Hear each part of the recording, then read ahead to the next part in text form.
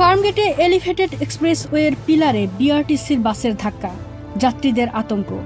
আজ 29 জুলাই মঙ্গলবার দুপুরের পর রাজধানীর ফার্মগেট এলাকায় এক মর্মান্তিক দুর্ঘটনার শিকার হয়েছে বাংলাদেশ সড়ক পরিবহন কর্পোরেশনের বিআরটিসির একটি দোতলা বাস।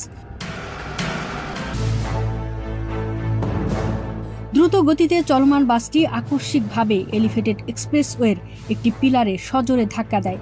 এই ঘটনায় বাসটির সামনের অংশ, বিশেষ করে দোতলার পুরো অংশ দুমড়ে মুচড়ে যায়, যা দুর্ঘটনার ভয়াবহতা প্রমাণ করে। দুর্ঘটনার পরপরই সামাজিক যোগাযোগ মাধ্যমে ছড়িয়ে পড়া একটি ভিডিওতে দেখা যায় বাসের ভেতরের পরিস্থিতি ছিল অত্যন্ত ভয়াবহ। আতঙ্কিত যাত্রীরা প্রাণ বাঁচাতে দোতলা থেকে লাফিয়ে নিচে নামার চেষ্টা করছেন। এই দৃশ্য পথচারী ও আশেপাশের মানুষকে হতবাক করে দিয়েছে। যাত্রীদের অনেকেই গুরুতর আহত হয়েছেন বলে ধারণা করা হচ্ছে। যদিও তাৎক্ষণিকভাবে হতাহতের বিস্তারিত তথ্য পাওয়া যায়নি। আশ্চর্যজনকভাবে এত বড় একটি দুর্ঘটনার পরও বাসের চালক গাড়ি থামাননি।